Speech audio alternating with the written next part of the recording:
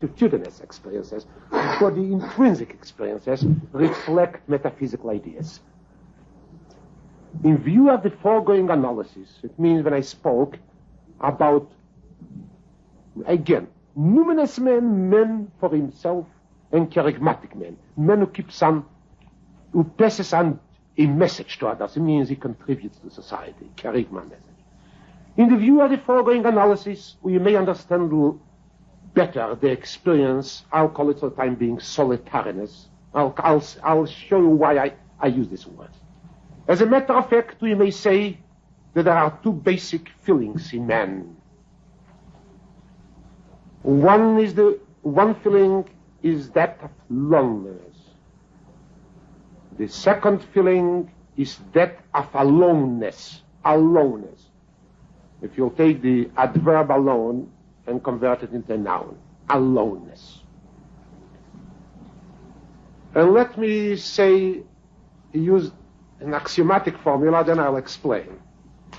Lonely is Kerygmatic Man. Means man in society is lonely. A man who wants to deliver a message is lonely.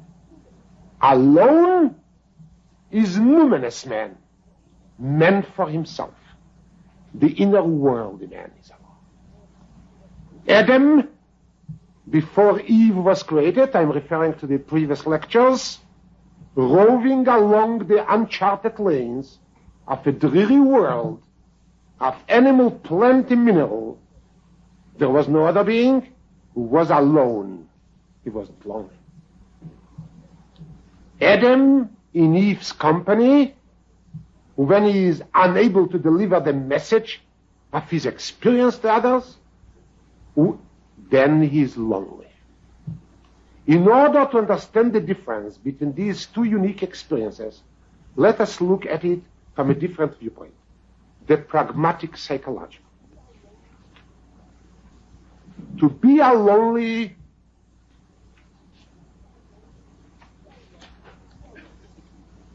to be alone is identical with being the only one. The only one. The Greek word of monos, one. The Hebrew yachid,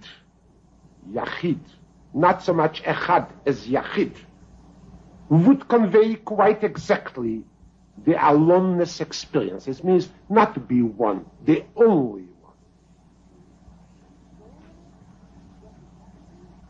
Loneliness is only possible among equals. When am I among people? When I'm among people, I'm not alone, but I can be very miserably lonely. The peasant is not lonely among princes, but when he is excluded from his village community, then he becomes lonely. Nor would civilized man suffer from loneliness if he had to spend some time among Australian bushmen or South Sea islanders. Only his expulsion from civilized society, in which he was born and reared, would hurt him deeply and evoke in him the feeling of loneliness. Aloneness means not finding anybody but me. To differ, alone means to be different. And to be the only one, and I don't mean it, gentlemen, ladies and gentlemen, in egocentric sense. Please, of course, it can be infused with egocentrism, but I don't mean in that way. I mean metaphysical, in a metaphysical level. The only one, to be oneself, is alone. If a man is oneself, is alone. In all the ramifications, aloneness is when man finds himself in all the ramifications of individuality and otherness and uniqueness. And this is exactly in which the inner worth of the personality is expressed according to Judaism. To be alone denotes the singular personal aspect, a new dimension which every personality has, a new dimension which is incommensurate with the dimension, with the unique dimension of the other personality. A new dimension which renders the existential experience incommensurate. You have existential experience, I have. You have a higher awareness, I have an higher awareness. I have a consciousness of my existence, the ego consciousness. Cannot compare them. Like a three-dimensional quantity with a two-dimensional quantity. They're incommensurate. The numinous in a person, the mysterious in a person, the subject, which is not subject to kerygmatic externalization and objectification. This spells aloneness. Adam for himself, or Adam or the I for myself is alone. Please don't interpret it in an ethical meaning, in the meaning of egotism. Adam as a companion, when he is eager to deliver his message to his fellow man, who is incapable of suppressing his life story, this is how a man begins to contribute to society. He cannot contain himself. He wants to pass on his message. Everybody has an interesting message for others, whether it's a scientific message, or it's an ethical message, or it's an economic message, or it's a political message. Everybody's contributions is a message. I mean, it's a kerygma. He's incapable of suppressing his life story and keeping it a secret. Then he becomes sometimes lonely. Sometimes, when life story is too powerful, it cannot be contained. It is too great an adventure not to be told. It's many time, man feels alone and he wants to approach the Tao, to whom he tries to deliver the kerygma, to relate his existential romance. Then, if he finds out that the Tao doesn't care for his message, when I suddenly step out of my seclusion, I'm somehow not satisfied with myself.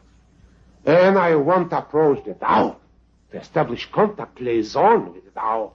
And I tell him, listen, I have a nice story to tell you. I mean, the story may be scientific invention or anything, a nice story. You'll be interested to hear this story. I mean, a great message. And the Tao turns around with scorn and disdain. When Adam came to Eve, I don't know whether this transpired or not, apparently not, and said he wanted to deliver a message to her, probably a message of love. And Eve turned around haughtily, said, I'm not interested in your feelings. Then Adam was not alone that time, because he was already in society. Then he felt alone.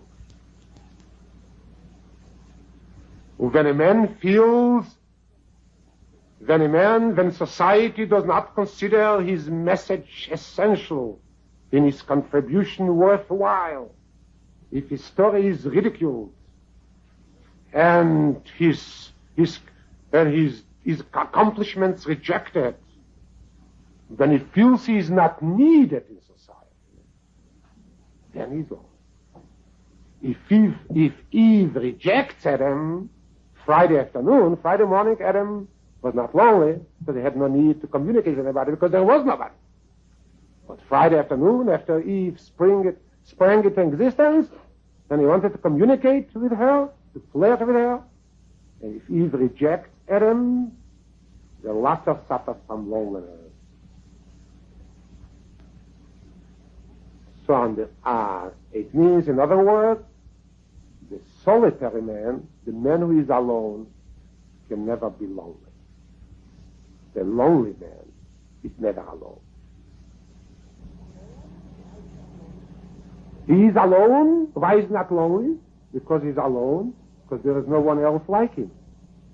Association, direct communication of existence, does not fascinate him. He doesn't want, he refuses to step out of himself to meet other fellows. His participation in communal life is indirect, and that's why he's not alone. Now let us see. What do you suffer from? From aloneness or loneliness? I'm not speaking now about the Jew, but about modern man. Loneliness and aloneness represent not only two disparate metaphysical ideas. It means numinous experience of Adam and the kerygmatic experience of Adam. Adam for himself and Adam in company with Eve. Of numen and kerygma, but constitute two different experiences, even at a psychological level. Loneliness is a destructive emotion. Very destructive. I can tell you, you say in Hebrew, in Chacham Kebala Nesoy, no one is as wise as the man of experience. I can tell you. Loneliness is a destructive emotion. It fetters one's mind and expresses itself in morbidities, in simple morbidities. In unnerving anxiety, in mental dreariness, and self-negation, which borders almost on self-suicidal tendencies. Aloneness, it is, if I may use the expression by Adler, it is a disjunctive emotion, loneliness. Basically a destructive emotion. Aloneness, contrary to loneliness, is what Adler says. If I use this term, it doesn't speak about that, but the term is a conjunctive emotion. It's a creative experience. Although not always a pleasant one. An experience can be a great experience, but not a pleasant experience. It sets all our aptitudes in motion, kindles the flames of rebellion against the trite and conventional, awakens in man his dormant talents and calls for action. If a man understands the feeling of aloneness, I'll speak about that. Feeling of aloneness can be transformed into egocentrism, which again is a disjunctive emotion, but there are limits on it. Judaism was pretty aware of these fine boundary lines. Men, now let us come to man. Man is aware of both numinous and kerygmatic aspects. We said basically man can never be for himself completely, can never be in society completely. Correct? That's what we said before. He is numinous, he's rooted in himself, he can never rid himself of these roots. On the other hand, he's not satisfied with himself. He has to step out. Letove yota adam levado. It's not good for men to be alone. And levado means they are not lonely, but alone. I'll create a helper opposite him. There is a dialectical experience. He oscillates, he fluctuates between two poles, between two extremes. He is for himself and then in society, both. So man, when I said the lonely man is never alone, the man who is alone is never lonely, I spoke about ideal types. But concrete man, practical man, is both. He can be alone, he also can experience loneliness. Man is aware of both the numinous and kerygmatic aspects. Within his personal existence, must experience aloneness as well as loneliness. He experiences aloneness as numinous, as mysterious person for himself. He experienced loneliness in his search toward society, toward the now. He must feel alone because solitary Adam in him, in every of us, there is a solitary Adam before the creation of Eve, does not care, nor is he able to communicate anything to others. He is silent, withdrawn into himself, lives in solitude, in hiding. He does not meet anybody who resembles him. He is the unique and the only one person, strange and one-timely. He is alone, without friends, and without tying himself or integrating himself into a community existence, into togetherness and existential fellowship. As I said, Judaism considered all our ties, social ties, as relative, because even marriage, no sacrament, can be divorced. For one reason, because only kerygmatic men can tie himself with a woman. Adam, from a Friday morning before Eve was created, did not enter the marriage union. And this is why husbands survive the death of their most beloved wives, wives survive the death of their most beloved husbands, regardless of the impact of the first shock. Now, yes, on the other hand, we must experience loneliness, companionable Adam, not solitary Adam, wedded to Eve, living in comradeship with others, anxious to deliver his message, to reveal his inmost self, to communicate something of his personal, intimate, existential awareness too, and live in communion with others, must at one time, and this experience must, everybody must go through this experience, must at one time or another find ridicule or misunderstanding. His message not wanted, and his story rejected, and the greatest and the lowest one. Even the great and mighty must reach the stage when they are not more needed, and hence looked upon with sympathetic disdain. The great scientist who has, for instance, revolutionized thinking and whose contribution to society was of enormous value, will finally discover that based on his very discoveries and ideas, other men, younger and more vigorous intellectually, since they did not have to struggle with the old and the obsolete as he did, and for whom he has paved the way, have advanced much farther than he. He must realize that he, the teacher of a whole generation, must listen carefully now. A time comes to the opinions of his disciples, and that his message is no more relevant. If there was a man who experienced it, I can tell you, who was the greatest scientist of our generation, Albert Einstein. Albert Einstein's creativity ran dry.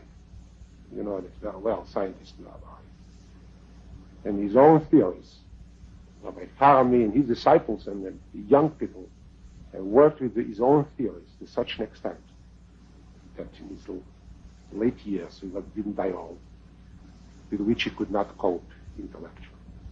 And he was, people who are close to him told me, he was the most miserable person on earth.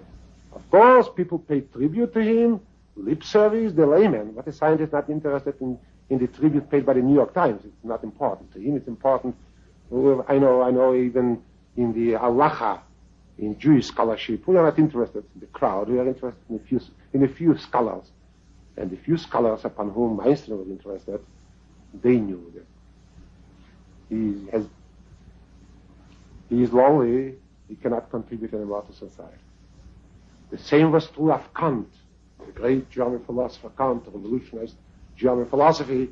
His own disciple Fichte wrote that he himself, Kant, doesn't understand the consequences or the conclusions to be drawn from the philosophy he developed. And the philosophers at the time agreed with Fichte, not with Kant. And this is true of the President of the United States when he leaves office. I believe that Eisenhower is beginning to have this feeling now. That's what I'm afraid. Not afraid, I wouldn't say afraid, but I understand this feeling.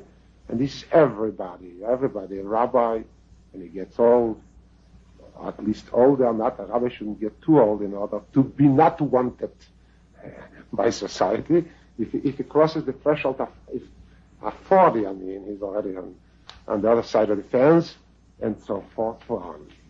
We cannot escape from this experience, however excruciating it is. Loneliness is the twin feeling of disillusionment.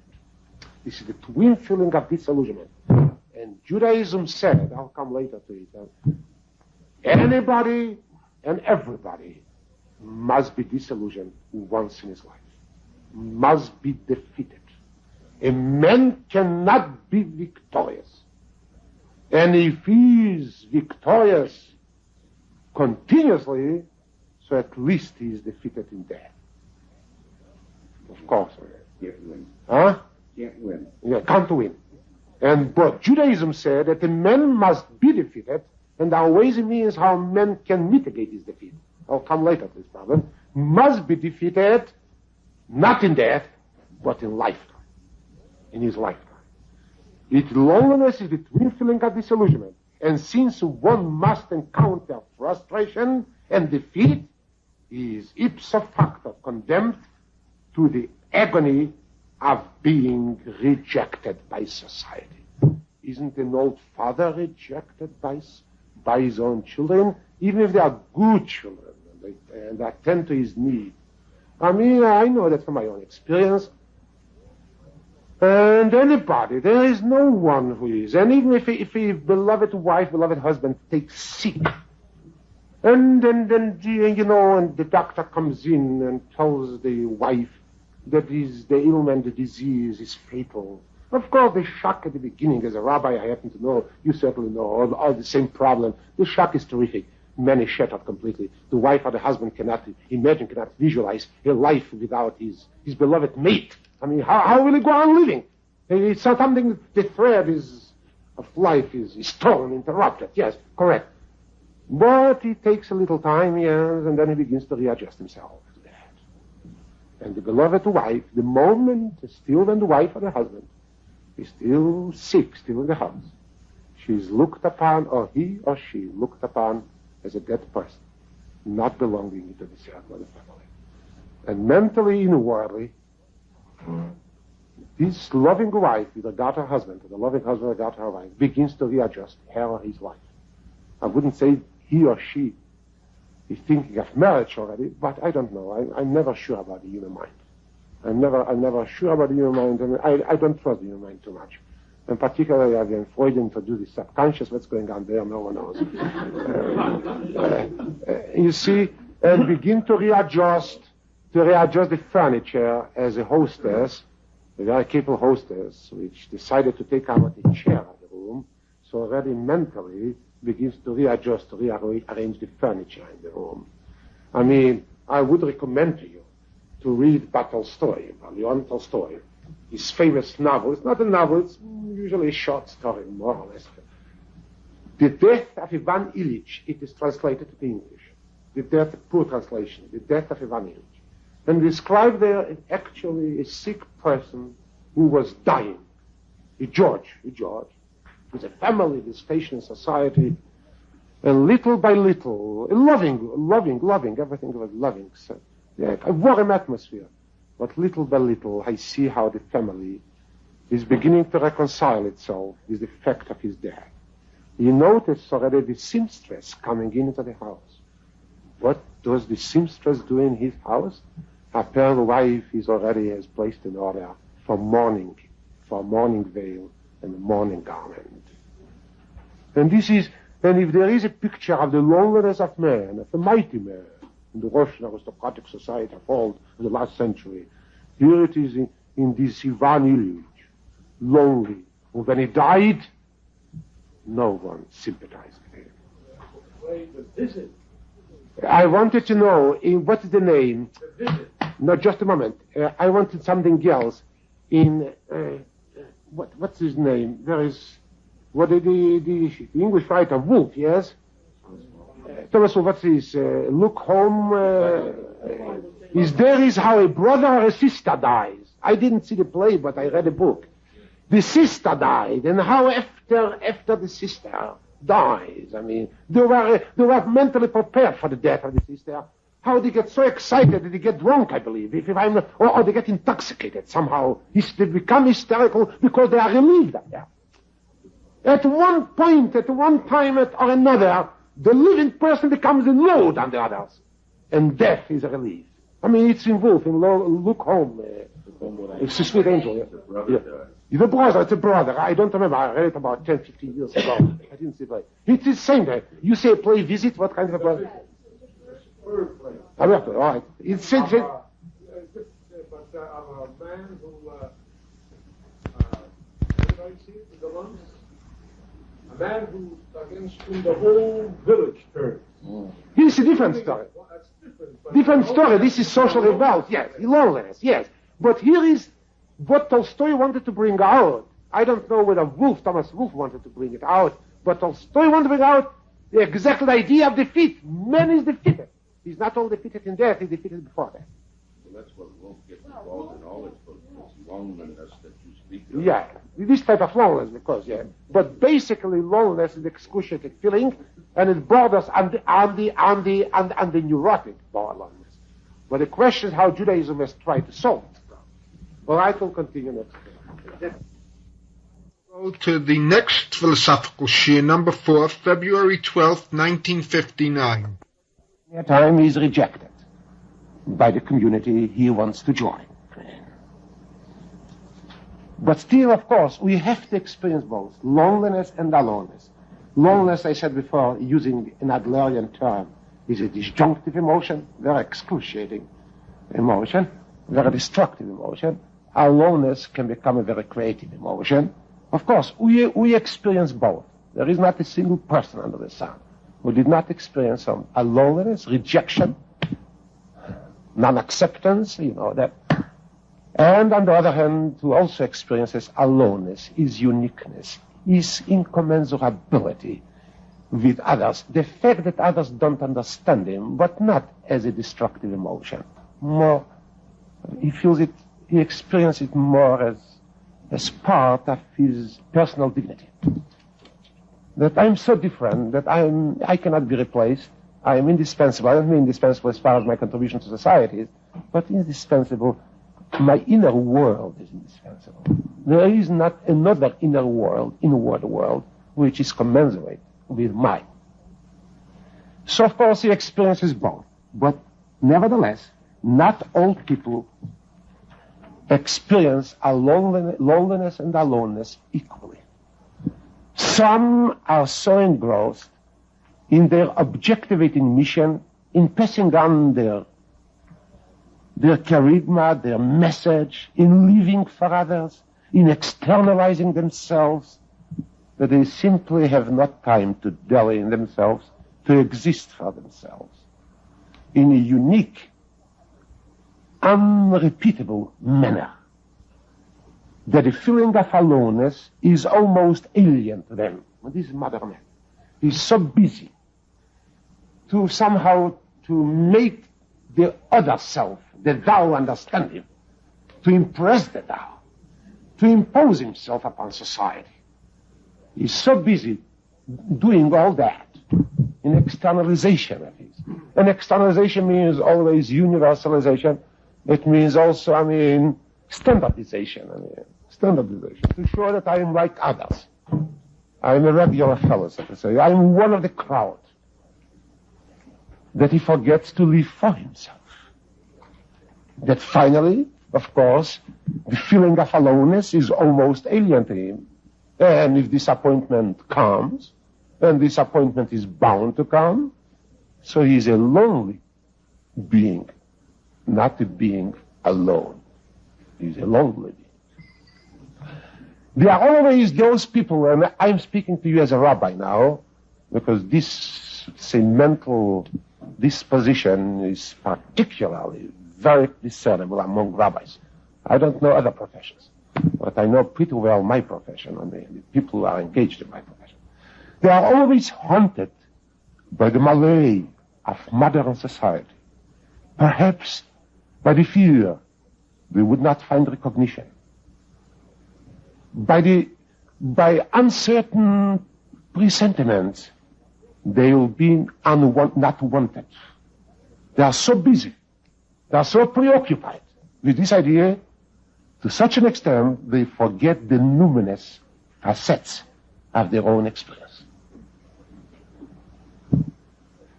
They lack self-rootedness. Basically, Judaism spoke of men in terms of a tree. Ki Adam eats a sadeh.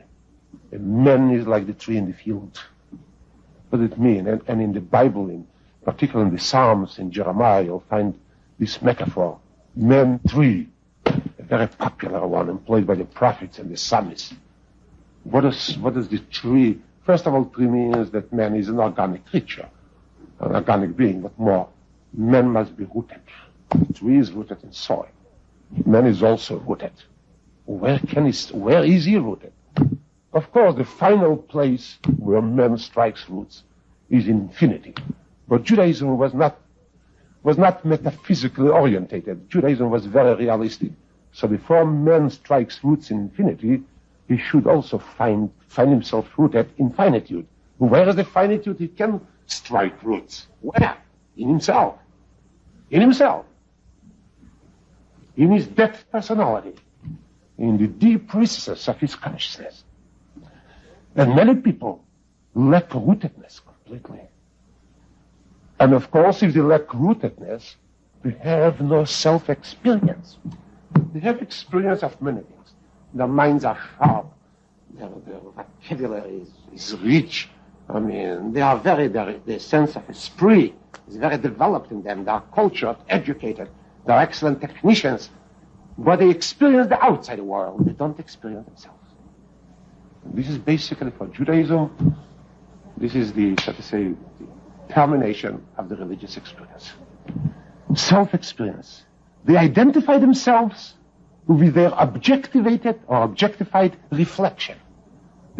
They identify themselves with the reflection they see in the mirror. And of course, this mirror is society, the Tao, the other fellow, what he thinks of me. Not what I am, but how I impress others. This is the I. With their public picture, without knowing that there is a private world of their own. And the public picture is never commensurate with the private world. And usually, the private world is much richer and more comely and lovely and more graceful than their public world. Of course, these people are very susceptible to public criticism and indifference. A remark by the Tao about their abilities or talents may shatter their existence, may bring the people to almost, may bring on despair and hopelessness. And their loneliness experiences, if they experience loneliness, this loneliness experience theirs, if and when they cease to fascinate others, are a real torture. Everything in them is bolstered by external authority. They need authority to bolster their assurance. Their philosophy is built on expediency. Their reactions are eclectic, not original. And they try to enhance their shattered personality by leaning on others. When these others thrust them off, there is nothing left for them but despair and defeat. But it's bitter defeat. They resemble the old wife of an Oriental potentate who gave everything she had, beauty, devotion, love to her master, and who discarded her for the sake of a younger girl. If you'll take the Bible, I always like to quote the Bible. What did the concubines mean to Achashverosh of Persia after he married Esther? Because this person is a shifting personality, and a shifting personality is the loneliest being on earth. And a shifting personality cannot be a good Jew. Not a good man, and certainly not a good Jew. It's out completely.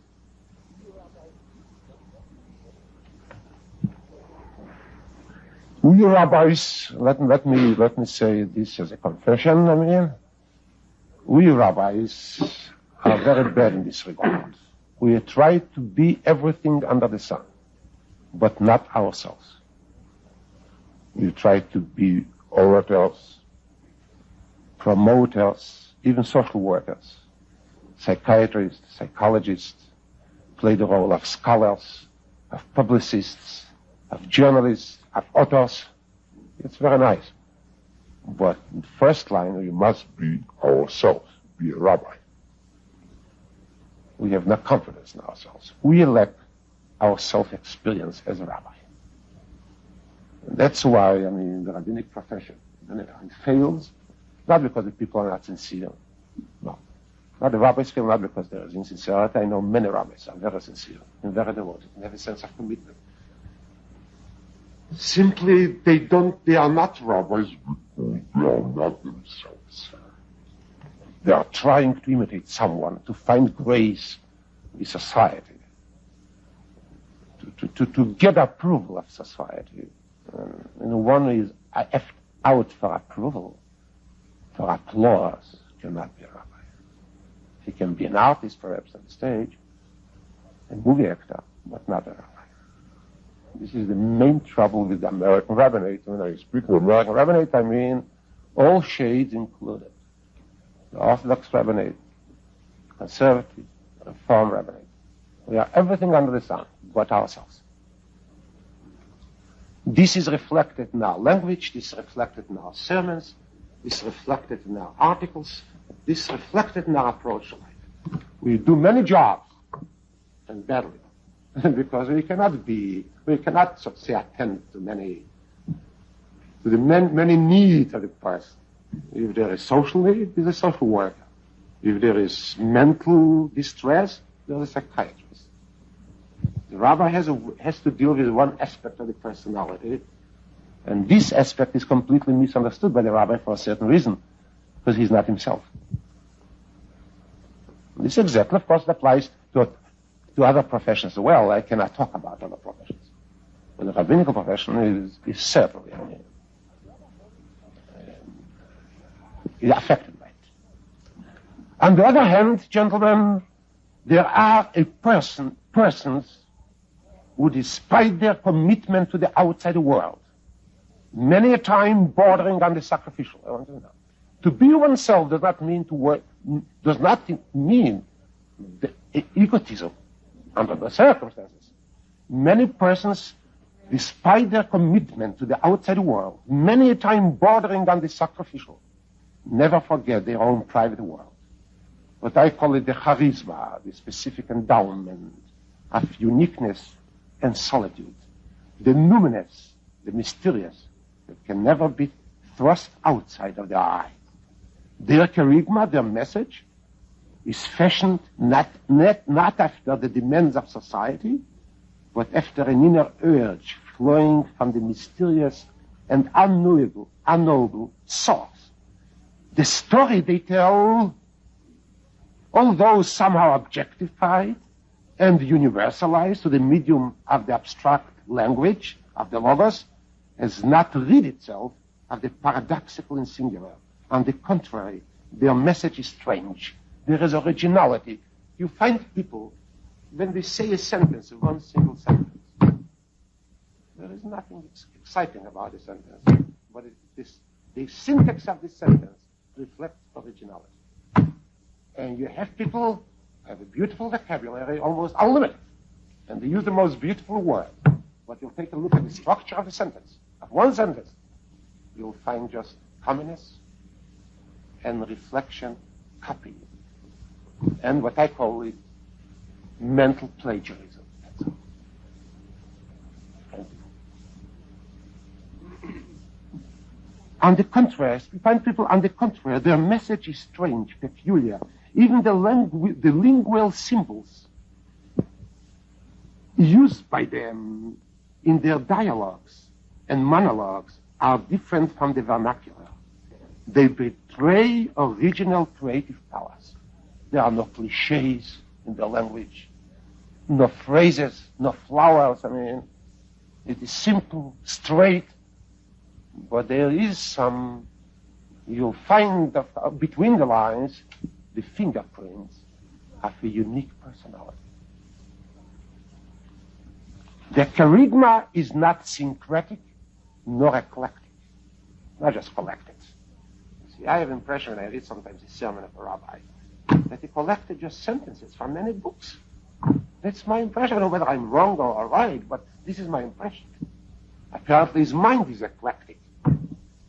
It's just a storehouse, I mean, where he often is probably one compartment and finds phrases. The phrases don't have to represent thoughts. The phrase is a purpose for itself. Because the man who has, so to say, who does not experience himself, his uniqueness, his numinous character, of course, basically operates with phrases, not with ideas.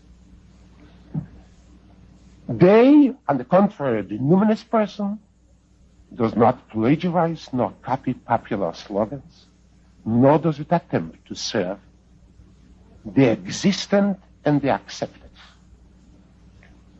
The numinous I, with all its vigor and strangeness, although remote and uncommunicative, inspires indirectly whatever the numinous I in them inspires whatever they do. Their sermon, their speech, their writings, their activities. The Kerygmatic Adam betrays to some extent the secrets of the numinous solitary Adam. Always dark, always for themselves, even when they preach at market squares and at the corner of busy streets. The numinous I remains for himself.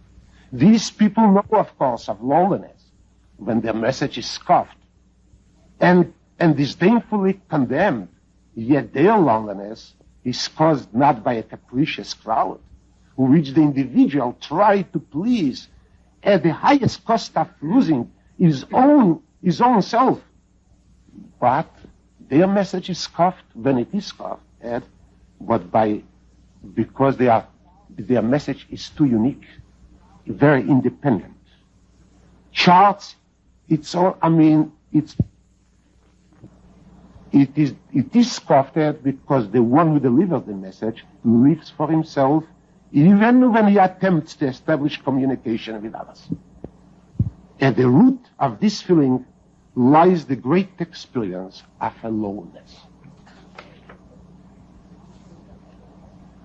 If I should try to coin a name for this feeling of aloneness, I would call it the prophetic loneliness. It would be an equation between prophetic loneliness and aloneness. Prophetic loneliness is not the loneliness of the person, as I said, of the concubine who was, thrown away by the Oriental tyrant or potentate, by Ahasuerus.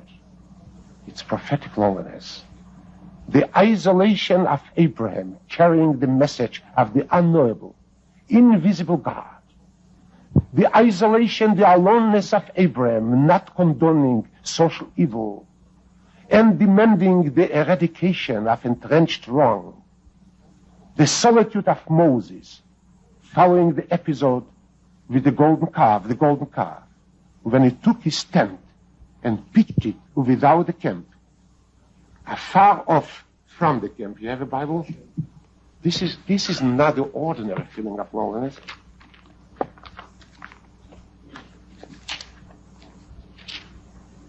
If you open just the Bible, it is Exodus 33. I mentioned it with Exodus 33, verse 7.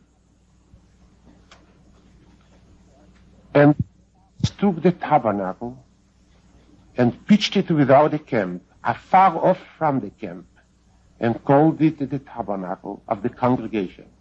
And it came to pass that everyone which sought the Lord went out unto the tabernacle of the congregation, which was without the camp.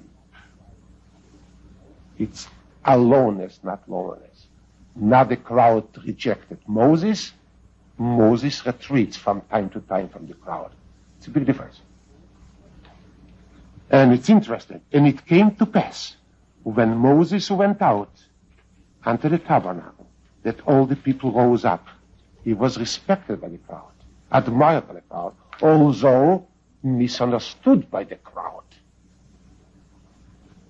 And stood every man at his tent door and looked after Moses until he was gone into the tabernacle. And it came to pass, as Moses entered into the tabernacle, the cloudy pillar descended and stood at the door of the tabernacle, means complete isolation, complete aloneness. The cloud separated between him and the people. And the Lord talked with Moses, of course. If one is alone, the Lord talks with him. If he is lonely, the Satan ridicules him. Now the Lord talks to him. This is the difference. Or, for instance, the aloneness of an Elijah who fled to the Horeb Mount, who when summoned by God to come outside the cave and answer a few questions.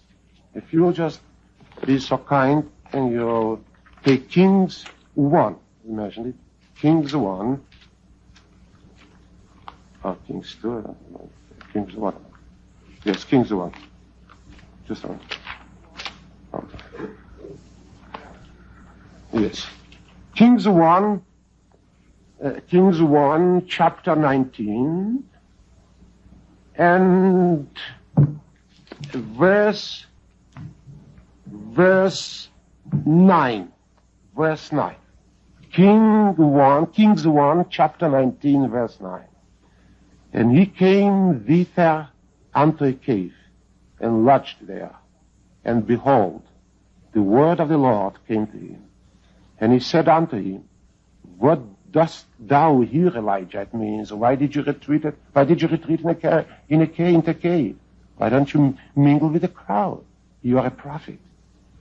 And he said, and Elijah answered, I've been very jealous for the Lord, the God of the hosts, for the children of Israel have forsaken thy covenant, thrown down thine altars, and slain thy prophets with the sword. And I, even I only, am left, levadi, alone. And they seek my life to take it away. Again, expression of loneliness. The prophet Moses, the aloneness was due to the fact there was no liaison between Moses and the people. Moses, was disappointed. The people, Moses towered above the people couldn't understand him. Moses felt that from time to time he should retreat from the camp into himself. And the pillar of the cloud separate him from the people. Why? You'll find the description of Jeremiah, Isaiah, Ezra, all of them. There is a certain air of loneliness, a certain sense of loneliness hovering in the air. Why were they lonely? In the sense, or rather alone. Why? Because prophetic loneliness or aloneness is a result of kerygmatic incongruity, of prophetic strangeness, of an existence which is desecrated to something. The existence of the crowd is a non-desecrated existence, basically. It was true in olden times, it is still true today. The crowd is not desecrated. It is an existence with commitments to a singular goal. It's a result of an ideal which is unique, and a result of an outlook which is strange. The human being is alone when he cannot exercise his powers to engage in conversation, to impart his aspirations, longings, and visions to the crowd, because the receptive capacity is either limited or the crowd does not understand him.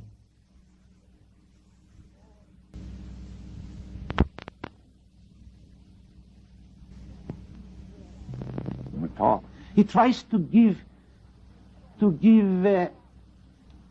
of himself, to teach, to exhort, to guide. He wants to share his existential experience with others, to join up with his fellow man. But all his efforts are rejected, since he is misunderstood. While at the first level of loneliness about modern man, the individual becomes useless to the crowd. because his creativity and ingenuity have dried up, have run dry. At the prophetic plane, the aloneness is not the result of, so to say, of sterility. On the contrary, the giver abounds in all these talents. There is no recipient. The recipient is absent. Either he is incapable of or unwilling to grasp the prophetic message, which refutes traditions, invalidates accepted standards, and revolutionizes, truisms and commonplaces and philosophical outlooks, thinking and action. God is alone, but he is not lonely. The prophet is alone, but he is not miserably lonely. And let there be no mistake. Prophetic solitude is a very painful and tormenting experience, yet it is frequently a stimulating experience as well, and which drives men to creativity, to carry on, while loneliness in the general sense paralyzes or immobilizes all capabilities, all talents, or aptitudes in man.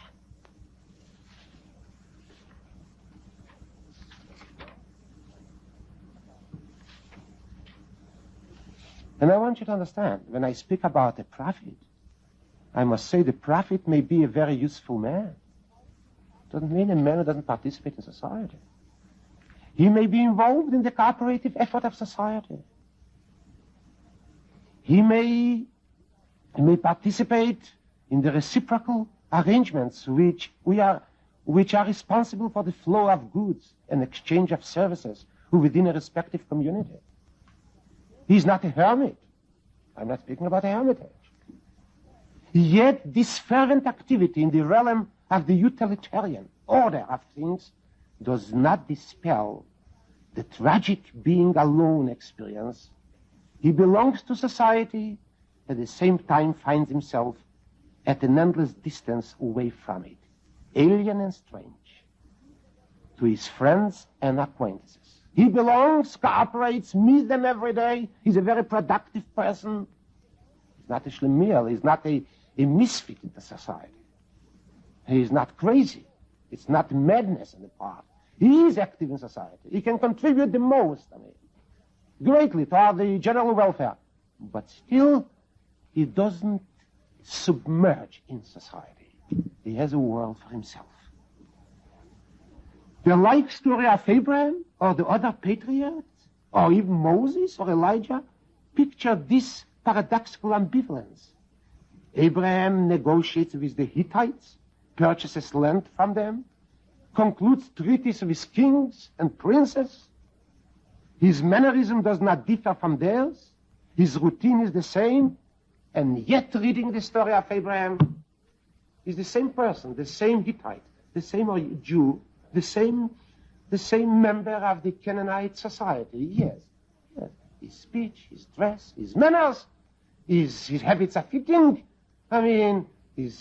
He also observes the etiquette. The general rules of etiquette, of courtesy and politeness, and talks like one of them. And still, between the lines, you feel Abraham is different. He's unique.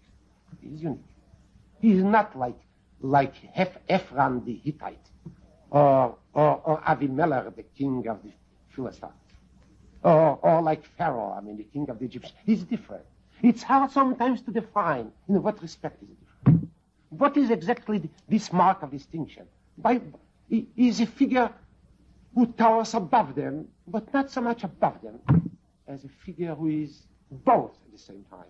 He is within society and at an endless distance from society. This is just right. This is Abraham, and this is also Moses, and this is also Elijah. You see, our picture of the prophet is not commensurate with the picture of the saint in the gospel. It's not the father of the desert. The fathers of the desert simply condemned society, because society stands for a sinful order of things. They condemned, they simply said goodbye and retreated into the caves or into the desert. They were, as far as the as the fathers of the desert are concerned, and they are the fathers of the church, of the Christian church, we may say they simply cultivated either odium seculi, hatred of the interim period, because to Christianity, history is just an interim period between two arrivals of Christ.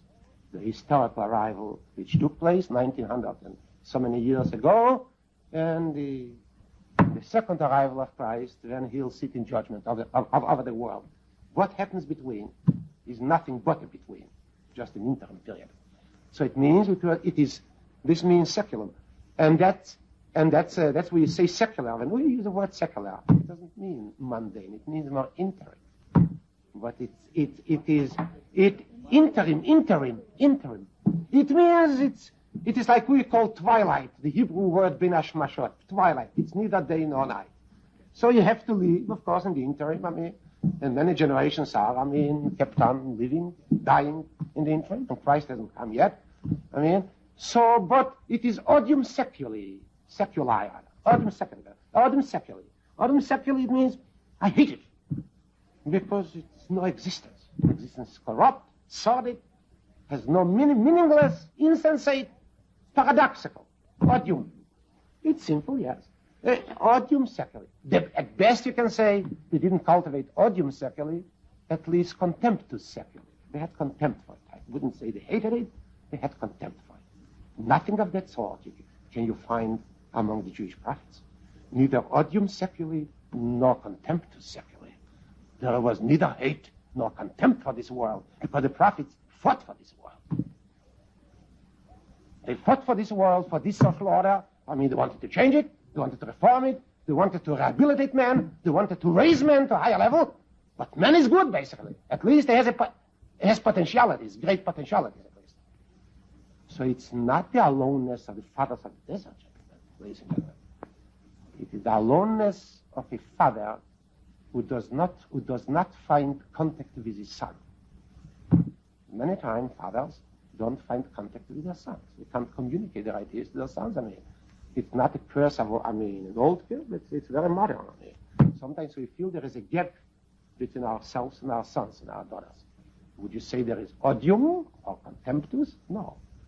Our love for them is not affected, but still we are at a certain distance from them. It's exactly the relationship of the prophet to the world, to society. He loves society. He sacrifices himself for society. He gives everything he has to society. Everything he has. And the preachers actually, the preachers' ideals for society, for this interim society, for the secular, not for world to come, for this secular, for this interim period. But on the other hand, he finds himself at a distance. And is one of them, and nevertheless a mysterious and unknown figure. Perhaps, I would say, the two introductory words that were uttered by Abraham in his speech, in his addressing himself to the Hittites, reflect this dichotomy. If you'll take the Genesis, just a minute, I'll tell you where it is. It's interesting. Genesis, Chayesoro, yes. Chayesoro, Genesis, it is 23, verse 3. Verse 3, verse 4. Verses 3 and 4, very interesting. And Abraham 19, Genesis 23, comma 3, 4. And Abraham stood up from before his dead, when Sarah died, and spake unto the sons of Heth, saying, I am a stranger, it's interesting, and a sojourner with you. And the translation is not correct. It's, I am a stranger and an old resident with, in your land, both. A stranger and an old resident. Sojourner has again this, I would say, this meaning, or this semantically means more temporary, or temporary state. But Teshov means an old timer. I am a stranger and an old timer with you. Ger v'toishav v'neichi imochem. It's a funny introduction. He is either a stranger an immigrant, a newcomer, or is an old-timer, a citizen? How can one hold both? The status of a citizen and also at the same time the status of a stranger, of an alien. But Abraham told the Hittites, I am both. I am alien and also to you and also a friend of yours, an acquaintance of yours. It's very strange. This is exactly what he said, reflected his view. Kerygmatic man, man in society, he was a member of their society, of course. A Numinous Man, he was for himself. In particular, was a prophet. His inner world was so apart from their world that he was a stranger. On the contrary, the way he expressed himself, he acted, his mannerism, his speech, his dress, his knowledge, his background, they were identical. Is the externals which were cultivated by the Hittites. Now let me see, it's very important for our problem, for our Jewish problem. And I'll tell you, I'm trying, as I told you, I'm not preaching here, because I'm beginning to tread on dangerous ground, you see. Up to here, you see, I've explored areas in which there is no disagreement. There's no disagreement. All right, as far as Jewish social ethic is concerned, we are all unanimous. Not even the non-Jews are. There is unanimity even among Jews and the better non-Jews, the real scholars. What Jewish social ethic means and the great contribution it made toward the understanding of man and his destiny. But here I'm venturing a little bit in a parochial realm. So, I'm not preaching. I told you before, I'm sharing my own experience with you. It was both a personal experience to me as a person, as an individual, and also as a Jew. Because my life story is one of the wandering Jew. I've been in so many lands, and I had to establish contact with so many cultures and languages that simply I had to come to grips, with this problem of loneliness and aloneness, and I had to solve it. Otherwise, I thought, by the time that I was ready to commit suicide, as I told you last time.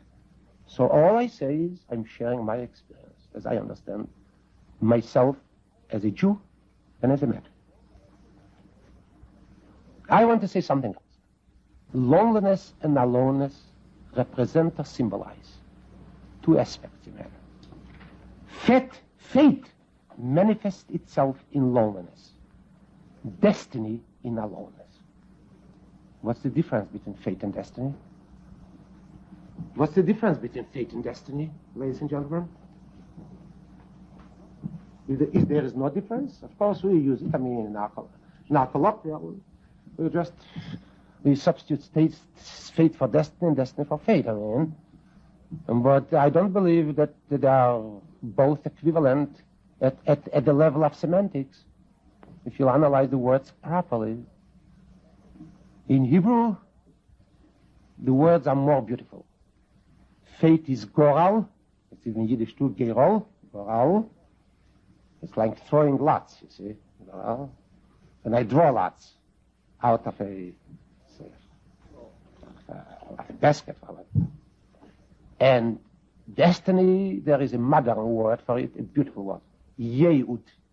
Yeud, something prepared. Yeud. Yud, ayin, vav, dalet. Yeud. Yud, ayin, vav, dalet. It means, it means to prepare, to commit, to obligate, to accept, or to designate.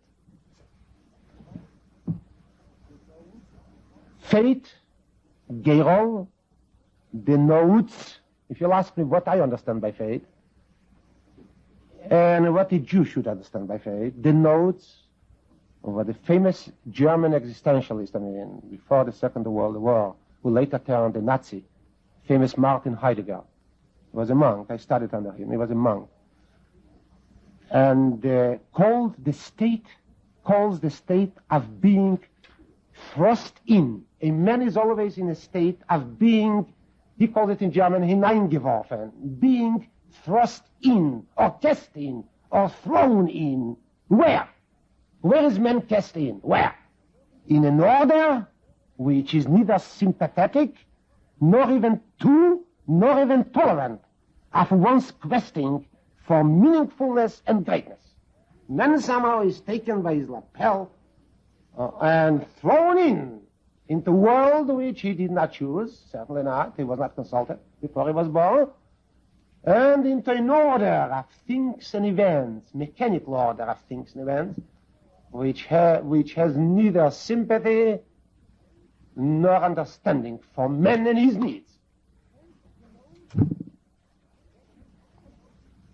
Fate denotes the tragic conflict between two orders, the meaningful and the nonsensical. Because nature around ourselves is nonsensical, simply nonsensical. There is no purpose, there's nothing. It's a mechanical occurrence, nothing else. Guided by the laws of physics, mathematical formulas which don't make any sense, basically. Yeah. Law of gravitation, does gravitation make sense? Doesn't make any sense. There's no purpose to it, there's no telos to it, there's nothing. It's a law, it's a mathematical law. Yes. There are no values in this order, no values. Man cannot live without values, without ideals. And there's always a clash between the insensate or absurd order, mechanical order, and the axiological values, axiological order which man pursues and which man wants to attain.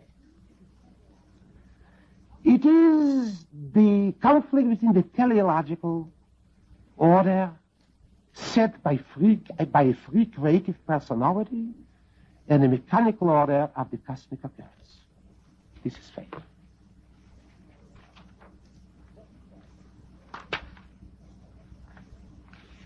What is destiny? What is destiny? Of course, destiny denotes also the state of being cast in. Because you cannot speak of human destiny unless you say that destiny represents also this tragic, so to say, experience, a man feeling that he didn't choose the life, he is living, but it was foisted upon him, imposed upon him, and he was thrown into a certain environment, and the environment determined everything he is and everything he stands for. As to the first, so to say, as the point of departure, fate and destiny are identical. Also, destiny also denotes the state of being cast into an unfriendly world, the clash between spirit and matter, between man and nature, between machine and telos, between fullness, meaningfulness, and emptiness, between a blooming garden and a desert, also. But the point of departure is the same. However, fate and destiny differ not as to their point of departure, but as to the problem, what should men do with it? This is exactly the existentialist problem. They don't give an answer properly. What should men do with it? True, he was thrown in. He was cast into an unfriendly world. There isn't much. To speak of freedom of will is a very precarious job. So shall I give up or shall I carry on? Shall men become, as theologians say, and they say it beautifully, shall human existence become a factum, a fact only? Or it should become an actus, an act, a creative act. This is here the problem. While fate, they give fate and destiny, give two solutions to this problem. While fate denotes the tragic sequel to that epic struggle, the defeat of man by absurdity and nonsense, destiny closes the chapter with a great finale. With man's not complete victory. As I said before, there is no complete victory, at least partial victory. Fate is reflected, you'll ask me for two metaphors in the Bible, where one event reflected fate, helplessness of man, complete defeat, crushing defeat, and another event which reflected man's destiny, man's ability to tower above circumstances, above this mechanical, crazy order of things and events.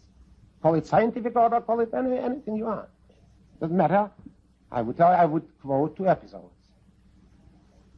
Fate is reflected in Moses' defeat on the threshold of the promised land. He wanted to go into it. He was standing on Mount Nebo, glancing at the land, and simply craving, yearning to cross this narrow Jordan River and put his foot on the soil of the Holy Land. That's all what he wanted. And the angel of death ridiculed his dream, his great vision, and blocked the way. This is fate. Moses somehow couldn't triumph over the angel of death. This is fate. Then Moses' life, the last minute, Moses' life was not a free creative act. It was a factum. He accepted, bowed his head before this unalterable fate, and died a lonely person. Yes. You'll ask me, where is destiny? Destiny is reflected in Moses' victory over the rock. When Moses took his cane and hit with the cane over the rock, and the rock yielded water, this symbolizes the great triumph of the spirit over matter, of men over insensateness, nonsense, and absurdity in nature, of men infusing some logic in his environment, or some semblance of coherence and orderliness in a crazy, friendly, unfriendly environment. Moses dying on the Mount Nebo, glancing at the shores of that land of Canaan, not being able to cross the Jordan River, is the manifestation of fate. Jacob struggling, again, another one. Jacob struggling with the divine antagonist. Martin Buber said that this chapter dealing with the struggle is perhaps the highlight of the Jewish experience. I'm inclined to agree with him in some respect. If you'll just open the Bible, and you'll take, just a moment, yes, the Bible, and you'll just take 33, verse 25.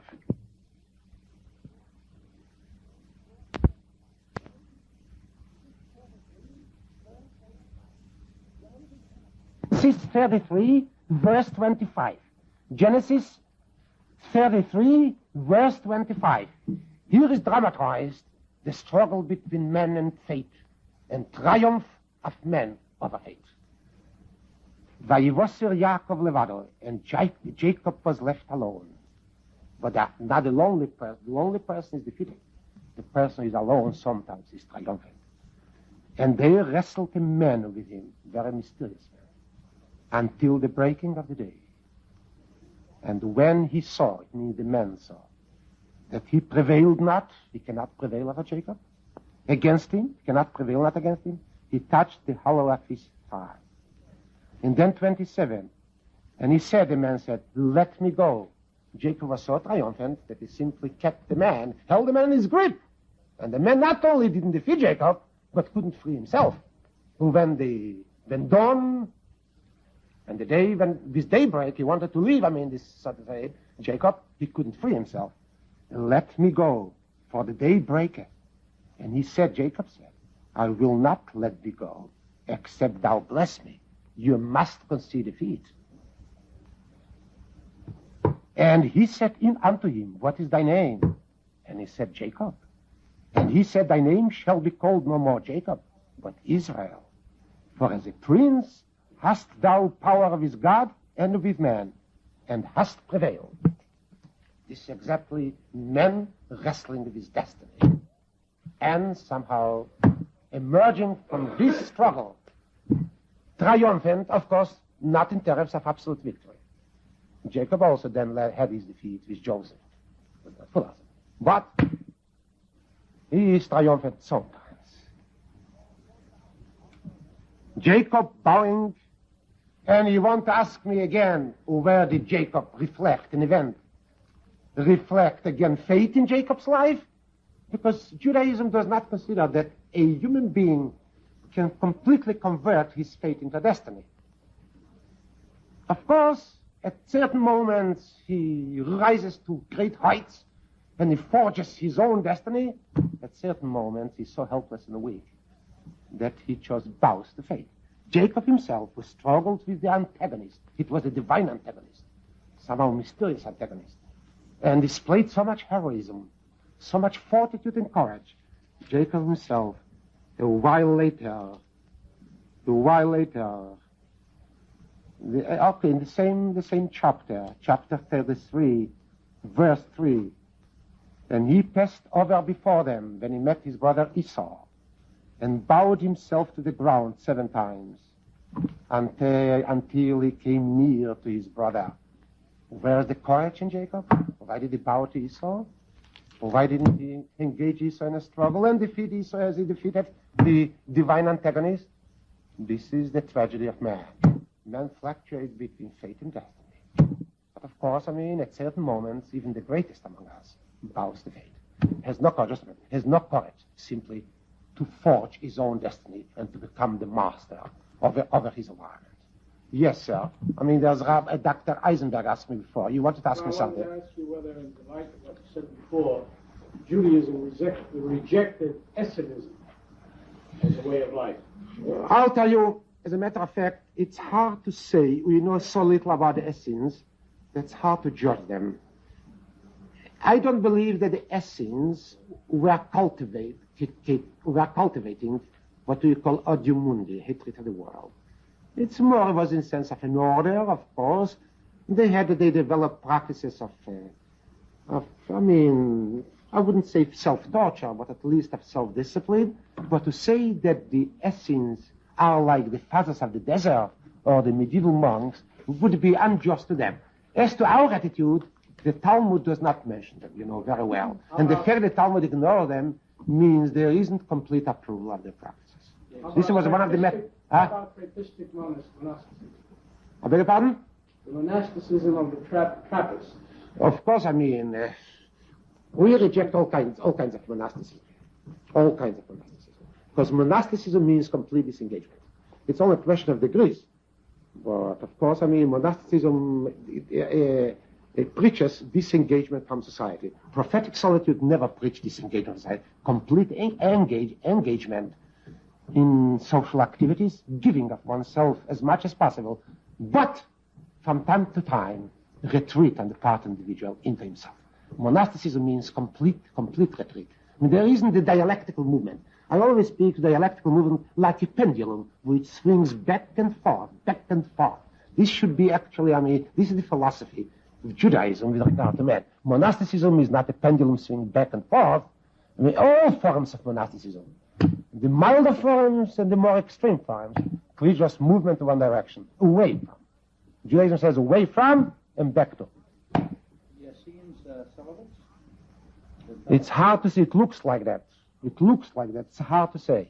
We know very little. Perhaps these documents which were discovered lately, the scrolls, perhaps will shed more light upon this. Yes.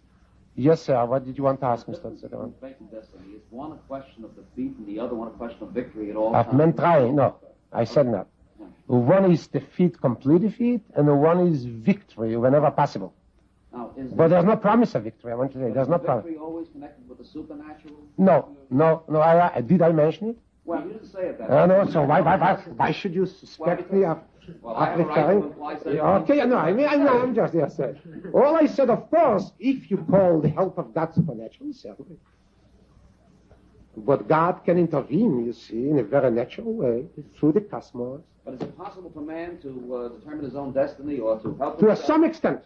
Without the aid of God? No, I wouldn't say that. No. I'll come as far... I know your point. I'll come later to your point. The question of the secular Jew. For the time being, when I speak of the Jew, is the Jew not for himself, but before his creator. This is... Yes, sir. This gentleman asked me. Ray, when you first started to speak, you talked about that man is bound to be defeated in life. Finally. In death. In death, man, when he dies, is not a man of destiny, but a man of fate. Every man. Moses, Jacob, Abraham. There's no man on his deathbed who forges his destiny. But man who succumbs to fate. To cruel, insensate, crazy, simply fate. All right, yes? Sir.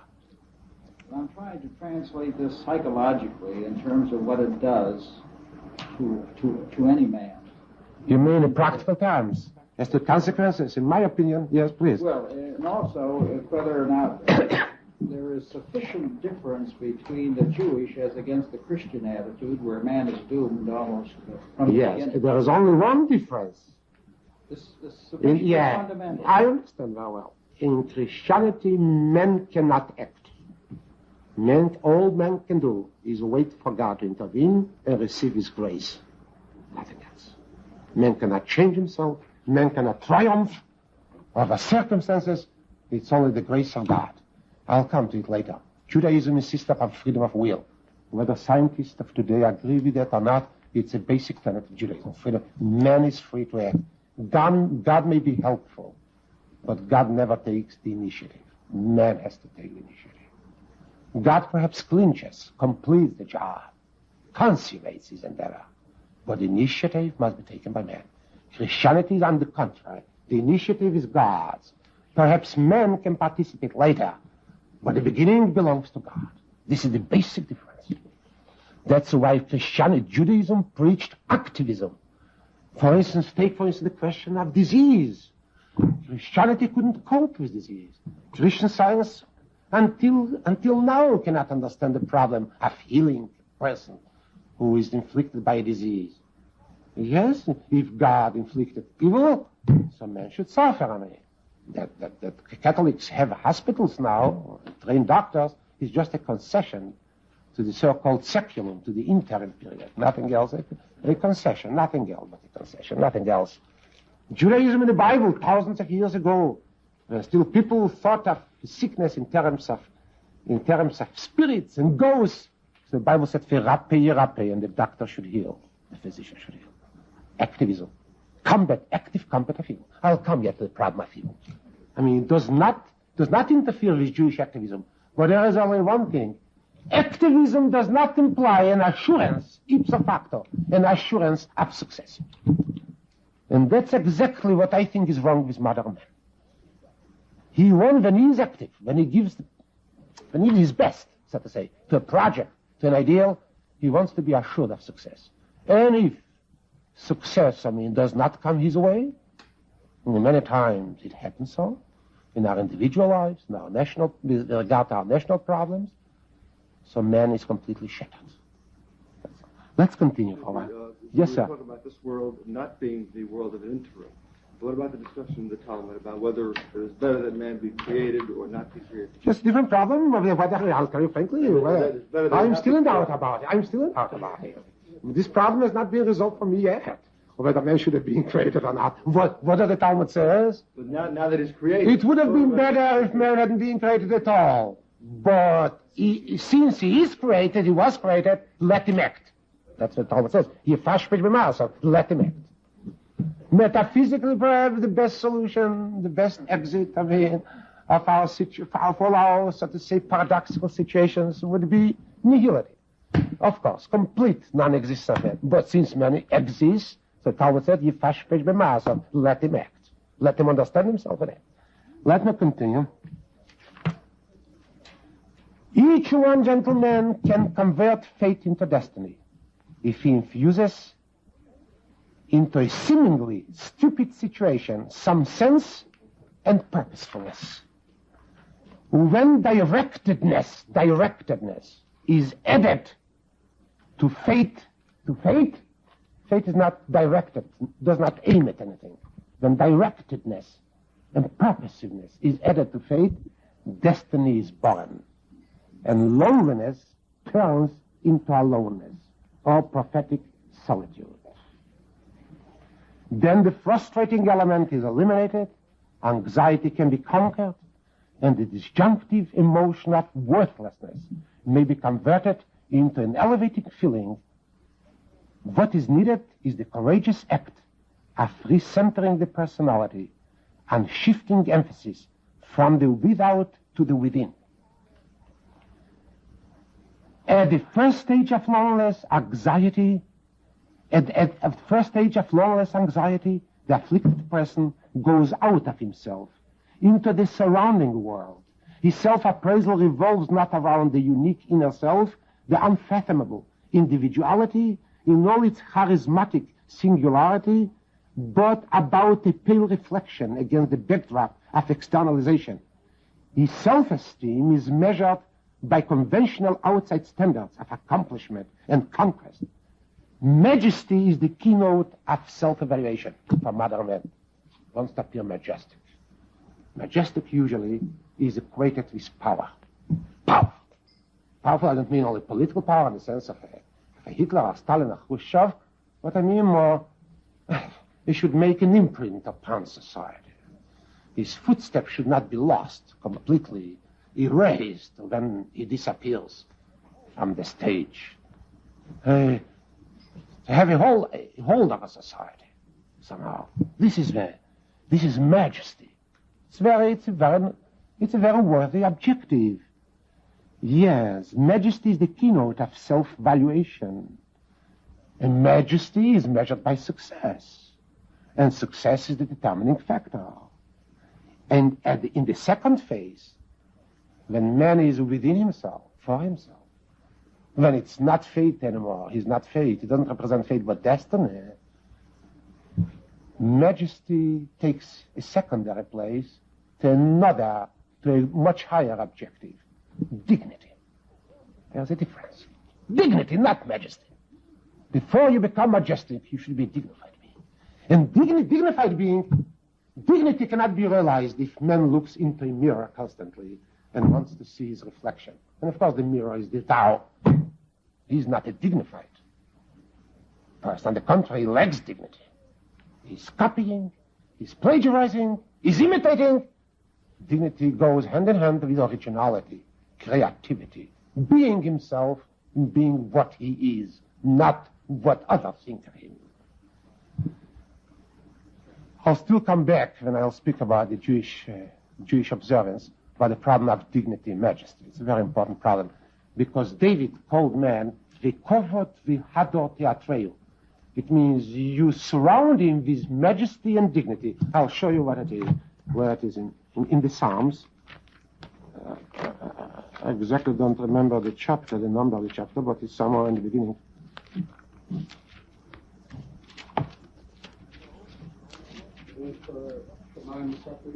No. It is Kere Shamecha Mases B'Secho, Yeriach V'Kchavim. Yeah, I have it.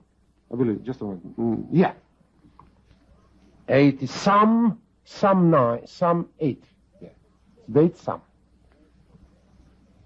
When I consider thy heavens, the work of thy fingers, the moon and the stars which thou hast ordained, what is man that thou art mindful of him, and the son of man that thou visitest him? For thou hast made him a little lower than the angels, not the angels, than God, actually. And thou crownest him with glory and honor. It's a wrong interpretation, a translation. Covered in Hebrew means majesty. Baruch Shem Kvod Malchuse means his majesty. Kvod Malchuse, what means Kvod Malchuse? His royal majesty. Covered means majesty, and Hador does not mean beauty, but dignity. So David actually has defined man as a being who can be both majestic and dignified.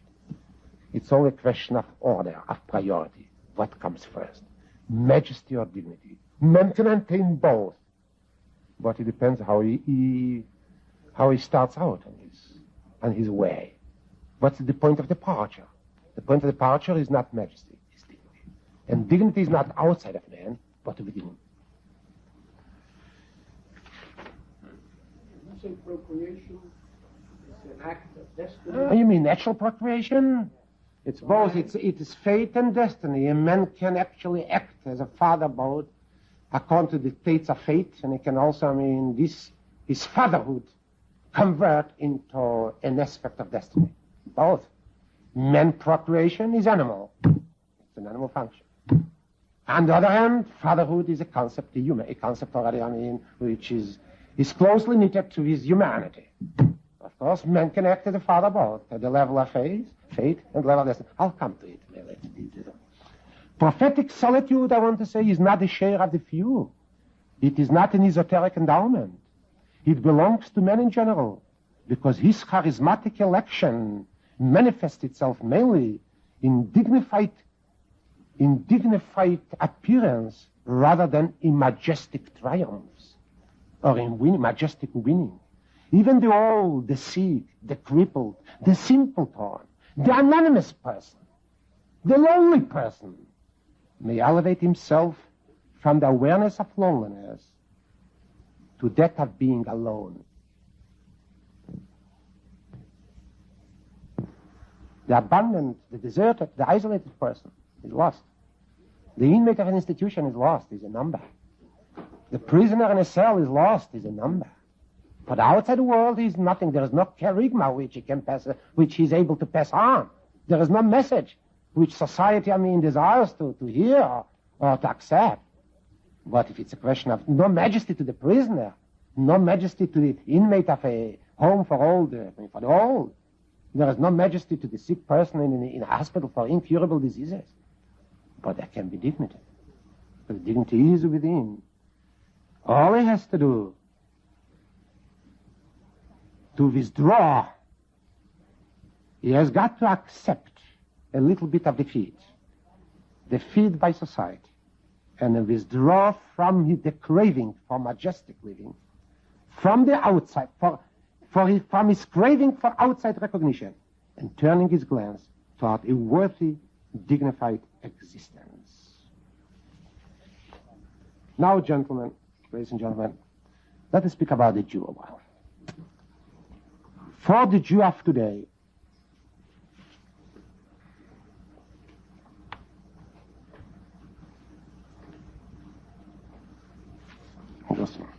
just a moment, please.